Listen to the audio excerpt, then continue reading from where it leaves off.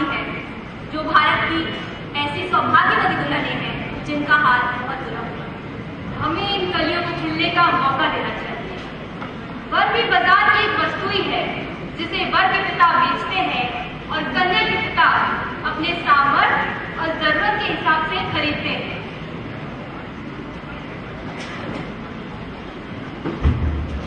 दहेज लेना और देना दोनों ही जुर्म है। संविधान के अंतर्गत सजा का प्रावधान है। बड़े बूढ़े लाभ चाहते हैं। यदि युवा वर्ग सत्याग्रही बनकर अपने दहेज विरोधी निर्णय पर अड़ा रहेगा, तभी इस कुप्रथा का अंत संभव हो पाएगा। आप ही बताइए कि क्या ये कुरीति आपके हृदय को कचोटती नहीं है? जरा सोचिए, जरा सोचिए।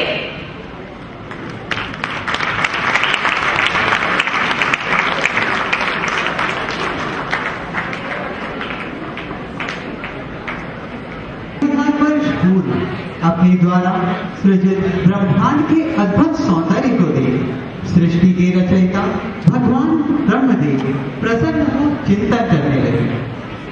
क्यों न एक ऐसी सृष्टि की रचना की जाए जो पंच महाभूतों से निर्मित होकर अपनी सरल और कोमल रूप में सभी के मन को सहज ही आकृष्ट करे। ऐसा दृढ़ निश्चय कर ब्रह्मा जी ने पंच महाभूतों का आवाहन किया।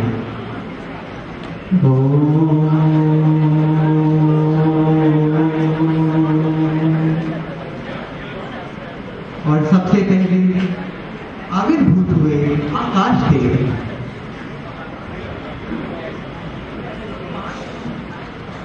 फिर चारों ओर अपनी सुगंध बिखेरते प्रकट हुए वरुण देव। तत्पश्चात अपने दिव्य तेज व ऊष्मा को धारण कर पहुंचे अग्निदेव। तदंतर आविर्भाव हुए कलकल निनाद करते हुए जलदेव। और फिर पांचवें तत्व के रूप में सृष्टि को आधार देने के लिए प्रस्तुत हुई सस्य श्यामला देवी वसुंधरा।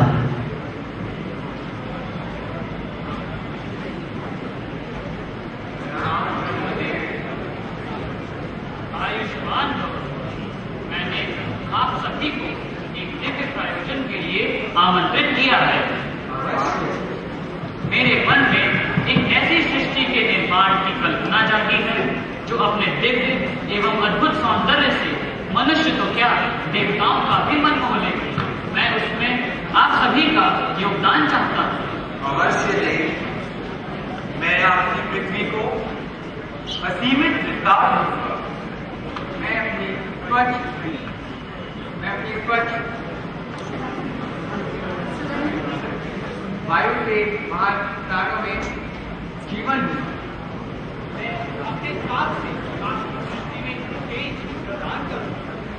मैं समस्त झरनों, नदियों और सागरों से संपन्न होकर आपकी सृष्टि की जीवनदायिनी शक्ति बनूंगा। मैं अपने पोषक तत्वों के माध्यम से इन सब का भरण पोषण करूंगा। शांति, अंतरिक्ष शांति, पृथ्वी शांति, आपः शांति, औषधयः शांति, वनस्पतयः शांति, सर्वे देवाः शांति। ओम शांति शांति शांति।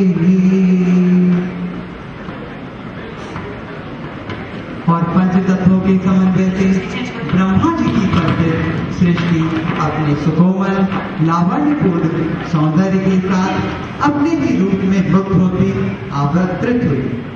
कभी वह अपने जल तत्वों को देख मोहित होती, तो कभी अपने तेजस्मय रूप पर, तो कभी अपनी सुगंधित वायु से तरंगित होती, तो कभी अपने भव्य एवं विस्तृत सौंदर्य पर इतराती।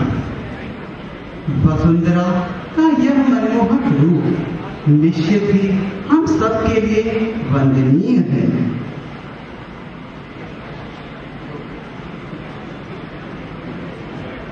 हा हा हा हा हा हा हा हा हा हा हा हा हा हा। इन हरे भरे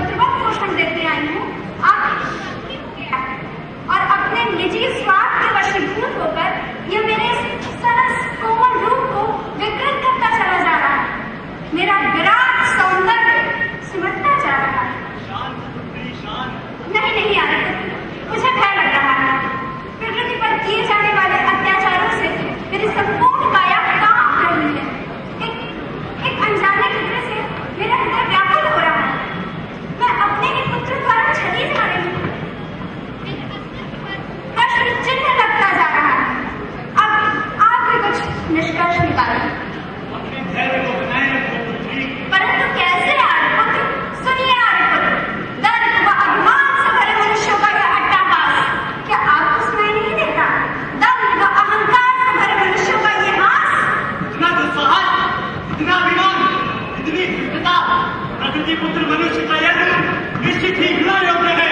मैं शाप देता हूँ। नहीं आर्यपुत्र, नहीं, मैं माँ हूँ, मैं भी इस प्रकार शाप नहीं दे सकती। क्षमा दे क्षमा, ऐसा घोर अपराध अन्याय अन्याय तू कर रहा है। अपराधी तो तू है मानव, भरण पोषण करने वाली मां सरी की प्रकृति का अपराधी है तू।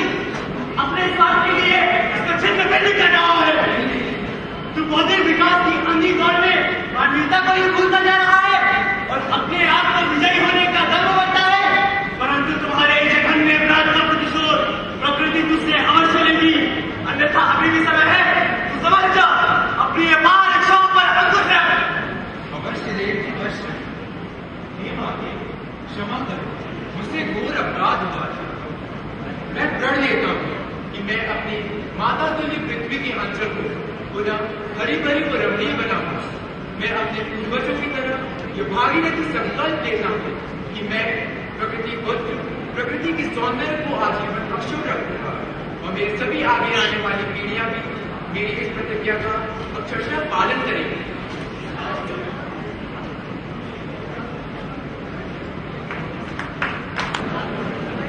चैन से है तो अलाउ